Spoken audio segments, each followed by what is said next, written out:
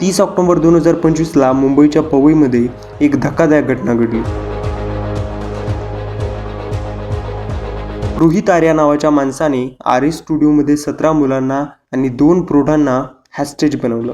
मैं रोहित आर्या, सुसाइड करने की जगह मैंने एक प्लान बनाया है और कुछ बच्चों को इधर हॉस्टेज रखा है. 3 तासाच्या तणावपूर्ण स्टँड ऑफ नंतर पोलिसांनी त्याचा एन्काउंटर केला आणि रोहित आर्याचा मृत्यू झाला. पण प्रश्न असा आहे की त्याने असं का केलं? त्याने त्या मुलांना का हॉस्टेज करून ठेवलं होतं आणि त्यामागं त्याच्या मागण्या काय होत्या? जाणून घेऊया स्पष्टपणे या व्हिडिओमध्ये. 30 ऑक्टोबर दुपारी 1:45ला रोहित आर्याने वेब सिरीजच्या आणि ऑडिशनच्या नावाखाली पालकांना आणि मुलांना आर्य स्टुडिओमध्ये बोलावलं. ना मैं टेररिस्ट हूँ, ना मेरी बहुत बड़ी पैसों की डिमांड है. कुछ भी पैसों की डिमांड तो है ही नहीं. इमोरल तो बिल्कुल भी नहीं है. त्याने 4-5 दिवस फेक ऑडिशन घेतलं. 30 तारखेला सुमारे 100 मुलं आली.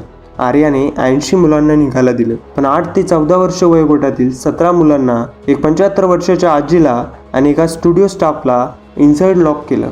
त्याच्याजवळ एक एअर गन होती, पेट्रोल आणि इन्फ्लेमेबल केमिकल होतं आणि त्यासोबत लायटरही होतं. त्याने धमकी दिली होती, मला बोलू द्या नाहीतर सगळं जाळून टाकीन. मुंबई पोलिसने तातडीने क्विक रिस्पॉन्स टीम पाठवली. 3 तासाच्या नेगोशिएशननंतर पोलिसने बाथरूमचे विंडो तोडून एंट्री केली. पोलिसांनी त्याच्यावरती गोळीबार केला. या गोळीबारामध्ये रोहित आर्याला एक गोळी लागली आणि पोलिसांनी 19 लोक सुरक्षित बाहेर काढले. त्यानंतर रोहित आर्याला हॉस्पिटलमध्ये नेण्यात आलं आणि हॉस्पिटलमध्ये नेल्यानंतर डॉक्टरांनी त्याला मृत घोषित केलं. हॉस्टेजच्या सिच्युएशन दरम्यान आर्याने एक व्हिडिओ मेसेज रेकॉर्ड केला होता. हे बघा, तो म्हणतो, मी टेररिस्ट नाही आहे, मला पैसे नाही हवे, मला फक्त काही लोकांशी बोलायचं आहे. त्याच्या मुख्य मागण्या होत्या 2 कोटी रुपये पेंडिंग पेमेंट. 2020मध्ये रोहित आर्याने महाराष्ट्र एज्युकेशन डिपार्टमेंटसाठी स्वच्छता मिनिस्ट्री प्रोजेक्ट केला होता. त्याने स्कूलमध्ये क्लिनिलाइज प्रमोट करण्यासाठी शॉर्ट फिल्म्स आणि डॉक्युमेंटरीज बनवल्या होत्या.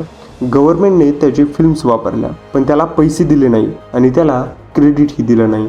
त्याची दुसरी मागणी होती, त्याला farmer education minister Deepak Kesarkar यांच्याशी बोलायचं होतं. आर्याने यापूर्वी अनेक प्रोटेस्ट केले होते. जुलै 2024, ऑगस्ट 2024, ऑक्टोबर 2024मध्ये केसरकरच्या घराबाहेर हँगर स्ट्राईक करत आणि त्याने आझाद मैदानमध्ये प्रोटेस्टही केलं, पण त्याचं कधीच कुणी ऐकलं नाही. Number 3, justice. त्याच्या कामाला ऑफिशियल रिकग्नायझेशन मिळावं, गव्हर्नमेंट त्यांच्याशी योग्य वागावं. पण आता यामध्ये खरी गोष्ट काय आहे? एज्युकेशन डिपार्टमेंटने स्पष्ट केलं की त्याच्याकडे कोणताही ऑफिशियल ॲग्रीमेंट नाही. केसरकर म्हणतायत, मी त्याला पर्सनली मदत केली होती, पण फॉर्मॅलिटीज पूर्ण करायच्या होत्या. या प्रकरणानंतर लोकांच्या मनात अनेक प्रश्न आहेत. या प्रकरणाला कोण जबाबदार आहे? गव्हर्नमेंटने खरोखर पेमेंट पेंडिंग ठेवलं होतं? रोहित आर्याच्या क्लेम्स व्हाईड होत्या का? सरकारी कामांसाठी इतका मोठा घोटाळा कसा झाला? Number 2, mental health issue. Police म्हणते आर्या मेंटली डिस्टर्ब्ड होता. डिप्रेशन, फायनान्शियल स्ट्रेस, इनजस्टिस, हे सगळं त्याला कोणी हँडल करायला मदत केली होती का? नंबर 3, ॲडिशन फ्रॉड कसा झाला?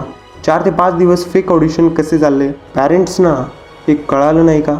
मित्रांनो, ही घटना आपल्याला अनेक गोष्टी शिकवते. गव्हर्नमेंट करप्शन आणि पेंडिंग पेमेंट्स गंभीर मुद्दा आहे. मुलांच्या सेफ्टीसाठी स्ट्रिक्ट व्हेरिफिकेशन हवं. तुम्हाला या सर्व विषयावरती काय वाटते? कमेंट करून सांगा. हा व्हिडिओ तुम्हाला आवडला असेल तर लाईक करा, शेअर करा आणि सबस्क्राईब करायला विसरू नका. सबस्क्राईब करण्यामध्ये तुम्ही कंजूसी करताय, मला माहीत आहे. तुम्ही सबस्क्राईब केलंच असेल.